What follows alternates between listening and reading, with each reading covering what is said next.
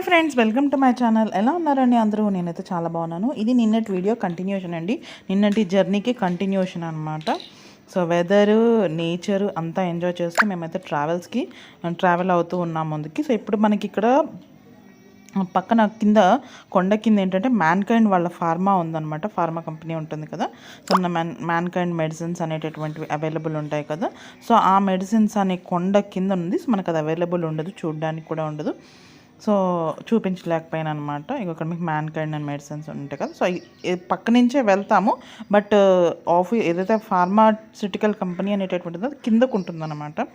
So మీకు ఇక్కడ నుంచి చూస్తే కనిపిస్తుంది చూడండి, కిందకు ఉంది కదా. ఇక్కడ మనకి మ్యాన్కైండ్ వాళ్ళ మెడిసిన్స్ అనేవి ప్రిపేర్ చేస్తూ ఉంటారు. సో సిక్కింలో ఎక్కువగా ఫార్మాసిటికల్ కంపెనీస్ కూడా ఎక్కువే ఉన్నాయని అన్నారనమాట. డ్రైవర్ ఎవరైతే ఉన్నారో అతను చెప్పారనమాట. అండ్ ఇక్కడ ఏదో ల్యాండ్ స్లైడ్ పడింది. సో అది రిమూవ్ చేస్తున్నారు. ఇక్కడ గవర్నమెంట్ వాళ్ళు ఉంటారు కదా. సో వాళ్ళు రిమూవ్ చేసి దాన్ని క్లియర్ చేస్తున్నారు. సో దట్ వెహికల్స్ రావడానికి వెళ్ళడానికి ఇబ్బంది ఉండకుండా ఉండడానికి. ఇక్కడ చెప్పాను కదా, బంకమట్టి ఉండడం వల్ల ఒకవేళ మనం స్టిక్ అయినా సరే త్వరగా బయటికి రావడం కష్టం. అంటే మన కాలు ఏదైనా దాంట్లో పెట్టి నడిచినా సరే బయటికి రావడం కష్టం. అలాగే వెహికల్స్ స్టిక్ అయినా సరే, అంటే వెహికల్స్ అందులో ఉండిపోయినా సరే రావడానికి బాగా టైం పట్టేస్తాయి అన్నమాట. సో ఇప్పుడు మనం ఆ కొండలన్నీ దాటుకుంటూ వెళ్ళాలి మనం రీచ్ అవ్వాల్సిన ప్లేసెస్కి వెళ్ళడానికి. అండ్ ఇక్కడ నుంచి ఇంచుమించు నాకు 1.5 hours, మొత్తం 110 kilometers గాను 3.5 hours రావడానికి, 3.5 hours వెళ్ళడానికి. మళ్ళీ మేము అక్కడంతా వ్యూస్ చూడడానికి లంచ్ అన్నీ కలిపి మాకు మార్నింగ్ మేము 9:30కి బయలుదేరిన వాళ్ళం, ఈవినింగ్ 7:30 అయిందనమాట రిటర్న్ రావడానికి. సో దాన్ని బట్టి అర్థం చేసుకోండి ఆ రోడ్స్ కానీ అక్కడ ఎలా ఉంటుంది ఆ పరిస్థితి అనేటటువంటిది. చూస్తున్నారు కదా, ఇక్కడ ఆ క్లీన్ చేసినటువంటిదంతా కూడా వాళ్ళు ఒక ఎడ్జ్కి పెట్టేసి ఉంచారు. సో ఇది ఓవరాల్ ఆ కొండల తాలూకా వ్యూ అనమాట. పక్కన చూడండి మట్టి అంతా పడిపోయినప్పుడు వాళ్ళు ఎలాగ అడ్జస్ట్ చేస్తారు అనేటటువంటిది చిన్నగా చూపిస్తున్నాను. టర్నింగ్స్ అయ్యేటప్పుడు మీకు బాగా కనిపిస్తుంది అనమాట. మనం ఈ సిరీస్ అంతటిలో కూడా తీస్తా నదిని ఎక్కువగా చూస్తూ ఉంటాము. సో ఈ గ్యాంగ్టాక్ సిక్కింలో ఎక్కువగా ఈ టిబెట్ నుంచి వస్తుంది కనుక తీస్తా నది అయితే మనకి చాలా ఎక్కువ సార్లు కనిపిస్తూ ఉంటుంది. ఈ బ్రిడ్జ్ కింద ఉన్నది కూడా తీస్తా నది అనమాట.